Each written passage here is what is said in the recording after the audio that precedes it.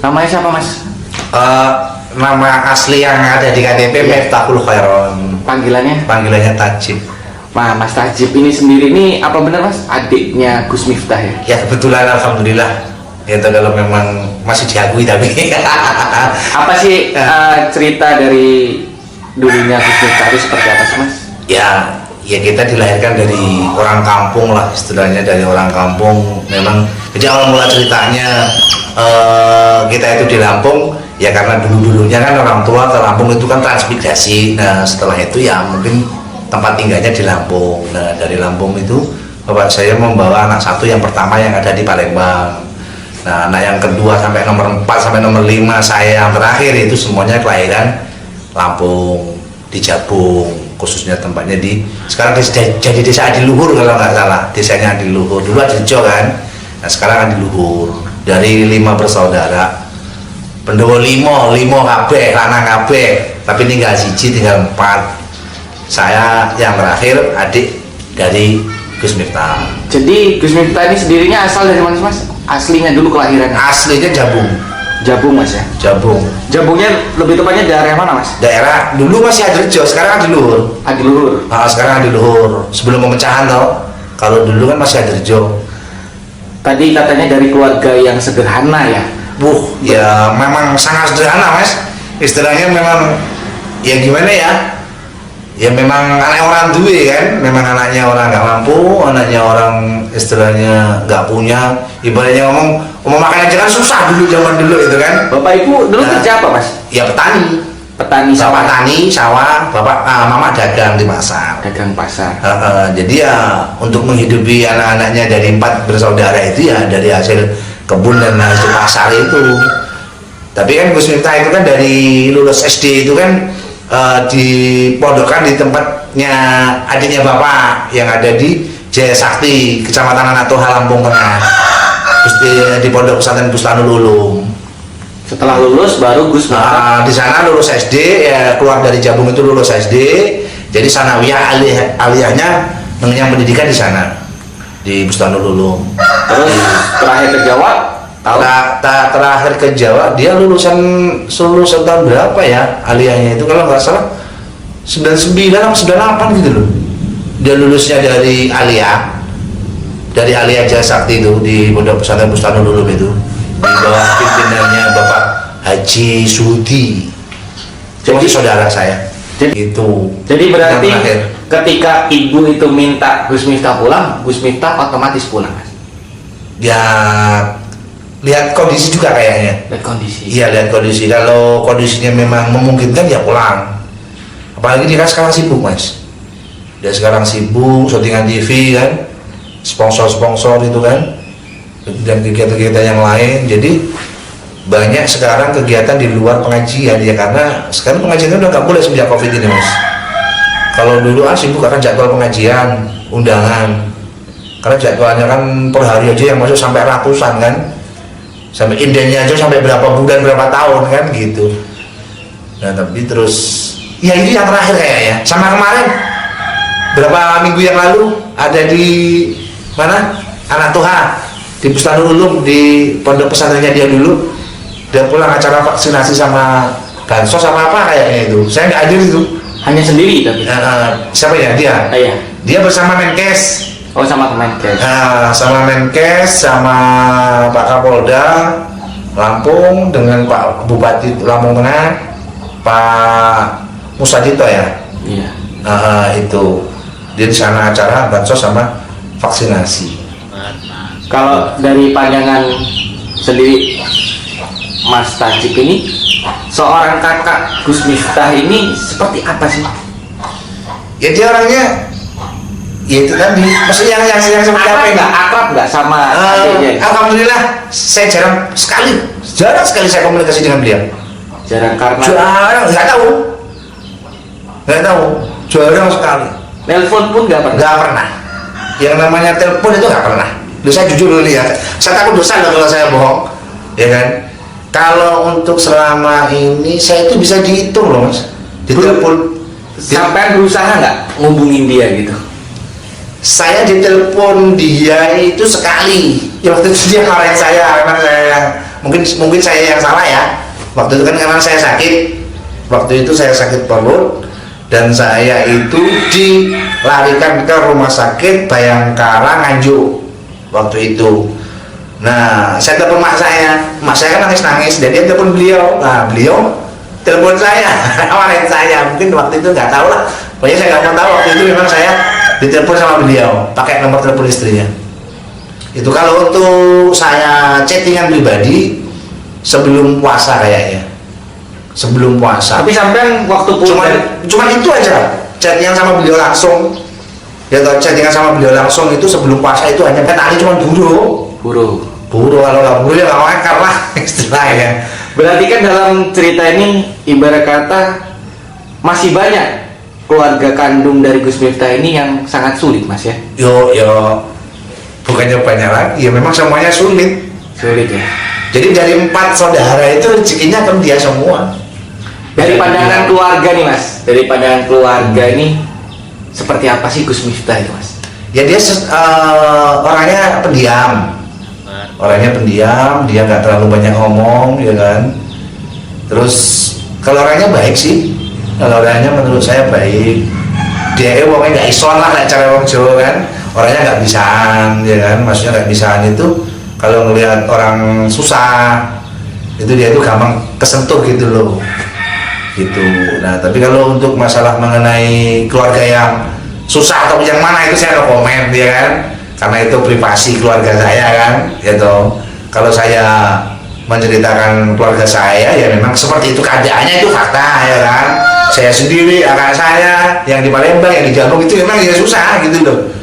Istilahnya kalau soal hubungan kita dalam keluarga itu privasi saya kan, itu kan pribadi keluarga saya nggak mau ceritakan hal itu kan gitu. Tapi kalau untuk orangnya mengenai Gus Miftah itu orangnya, dia orangnya baik sih, dia baik orangnya, dia nggak aneh-aneh, ya kan. Dia dari kecil aja merokok aja enggak loh, Mas. Ya merokok enggak, apalagi minuman keras, belas. Dia nggak kenal dunia seperti itu. Walaupun dia sekarang ini ya, mempunyai gelar presiden para pendosa, ya kan. Dia ngajinya di pos-pos kafe, di tempat klub alam, dia dari tempat pelacuran, dia memang nggak sama sekali nggak terpengaruh akan hal itu. Cuman kalau untuk dia pribadi, memang real gitu loh. Real, dia itu membawa dari tempat gelap menuju ke terang, itu memang real gitu loh. Membawa orang-orang yang istilahnya ahli-ahli maksiat, ya toh, ingin bertemu dengan, ingin bermesraan dengan Tuhannya, itu memang dia istilahnya. Memang nggak salah lah kalau istilahnya para pendosa itu ingin lari ke dia untuk mendekatkan diri pada Tuhannya lah, itu memang benar. Cuman istilahnya ya seperti itulah. Kalau beliaunya ini orangnya sosial banget sih sebetulnya dengan umat lah, dengan masyarakat. Dia orangnya nggak bisaan dan senang berbagi, ya kan. Dia orangnya sangat luar biasa lah kalau soal itu. Tapi kalau mengenal dalam arti ini kan di sisi ini, mohon maaf, Mas ya, jadi keluarga kandung ini kan masih banyak sih yang, jadi kapan sih terakhir berkumpul satu keluarga ini, Mas? Oh jarang, Mas, bahkan lama banget. Udah lama banget ya? Lama banget. Dulu Gus Miftah itu sebelum punya pondok sendiri, sebelum punya rumah ataupun pondok sendiri, dia masih sering pulang, tiap lebaran pulang dia. Dari 8 tahun yang lalu, ulang tahunnya pondok itu, miladnya pondok itu sudah menilai angka yang ke-8. Kemarin itu yang ke-8, itu yang mau ke-9. Udah hampir 9 tahun ini dia lebaran nggak pulang semenjak dia punya pondok sendiri. Ya maklum lah, mungkin kan di sana banyak santrinya yang silaturahmi, bahkan kemarin ini malah COVID, 2 lebaran ini kan, jadi nggak boleh kemana-mana. Ada nggak sih, Mas, dari pihak keluarga ya, saudara kandungnya yang diajak ke Jawa? Nggak ada ya. Cuman saya kemarin, ya saya yang minta sih, saya yang minta, saya kepengen di Jawa kan gitu. Saya kepengen di Jawa, ya waktu itu saya masih sendiri sih, jadi akhirnya terus saya suruh ke Jawa, dan di sana saya diikutkan temennya kerja di salah satu perusahaan proyek, salah satu kontraktor, anak buahnya beliau, santrinya beliau, pengikutnya beliau. Terus akhirnya saya sana cuma 1,5 tahun kayaknya. Kalau dari cerita ini Mas, anak pertama itu sekarang kerja apa sih Mas? Tani, buruh. Kakaknya itu ya? Iya, yang ada di Palembang sana. Kalau yang di Palembang sana kehidupannya sangat minim Mas istilahnya. Sangat minim istilahnya, makan aja dikasih orang. Itu kakak kandung Gus Miftah. Iya, yang pertama. Ya gimana nggak? Maksudnya gini loh Mas. Mau makan aja istilahnya nyari sehari itu dimakan sehari itu aja udah syukur gitu loh. Itu yang di Palembang sana itu kakak saya yang pertama. Ya alhamdulillah sih dia adalah santri-santri TPA yang ngaji ke beliau. Terus kadang-kadang beliau juga dipanggil di jamaah majelis ya kan, di acara-acara sunatan, walimatul urus, walimatul khitan itu loh. Kalau kakaknya yang di Jabung sini Mas? Yang di Jabung tani juga. Nah, tani juga. Tani yang kakak saya yang di Jabung itu kakaknya Tapas, Gus Tapas. Nah itu namanya Mifal Kholisin. Kalau yang di Palembang tadi kan namanya Ali Mahmudin. Yang nomor 2 Miftahul Huda yang meninggal waktu masih kecil. Nah yang di Jabung ini yang ketiga ini Mifal Kholisin itu ya tani Mas ya? Iya kesehariannya ataupun siapa kita tetap hubungan tetap biasa sama semua keluarga biasa, semua saudara-saudara biasa, semua tetangga-tetangga biasa. Sampai sekarang saya alhamdulillah, walaupun saya jarang pulang ke Jabung ya kan, tapi setiap kali saya pulang alhamdulillah sambungan silaturahmi itu tidak terputus. Saya dengan mereka. Tapi untuk hubungan antara ibu dan anak, Gus Miftah itu mungkin setiap hari mungkin akan nelfon ya? Ya kalau setiap hari sih pun enggak gitu, cuman kalau mama saya ada kepentingan aja. Kalau ibu saya ada kepentingan paling miss call ataupun telepon, nah nanti dia telepon balik. Kalau ada kepentingan ya enggak. Mungkin ada pesan terakhir Mas buat Gus Miftah? Oh ya, kalau pesan yang terakhir apa ya? Ya maksudnya nggak ada yang kurang sih beliaunya ini. Dia orangnya sangat luar biasa. Apa ya bisa jadi kan orang pintar, orang hebat, orang pengalaman ya kan. Bukan saya memuji kakak saya ya, gitu. Dia orang pintar, orang hebat, orang pengalaman, orang berilmu, ya kan. Udah derajatnya udah tinggi kan istilahnya. Bisa dijunjung tinggi sama golongan pemerintah elit sampai pemerintah bawahan. Bisa diorangkan, sangat-sangat dimuliakan di mata umat, di mata jamaah ya kan. Jadi kalau saya untuk pesan-pesan terakhir saya untuk beliau apa ya, saya bingung ya saya cuma berpesan aja biar semuanya itu menjadi yang lebih baik lagi lah, menjadi yang terbaik lah ya kan. Padahal kan dia keadaannya sekarang masih posisinya di atas lah ya kan, posisinya di atas. Terus ya maksud saya ya lebih baik lagi lah ya untuk menjalin tali silaturahmi ke keluarga, terutama ke kakaknya kan. Kalau saya sih terserah Mas istilahnya, mau dianggap juga monggo, nggak dianggap juga ya nggak apa-apa kalau saya Mas istilahnya begitu. Karena saya maklumi Mas, karena saya orangnya penuh perasaan. Kalau saya itu penuh perasaan gitu. Memang saya yang paling bandel Mas. Dari 5 bersaudara itu saya yang paling bandel, paling nakal Mas.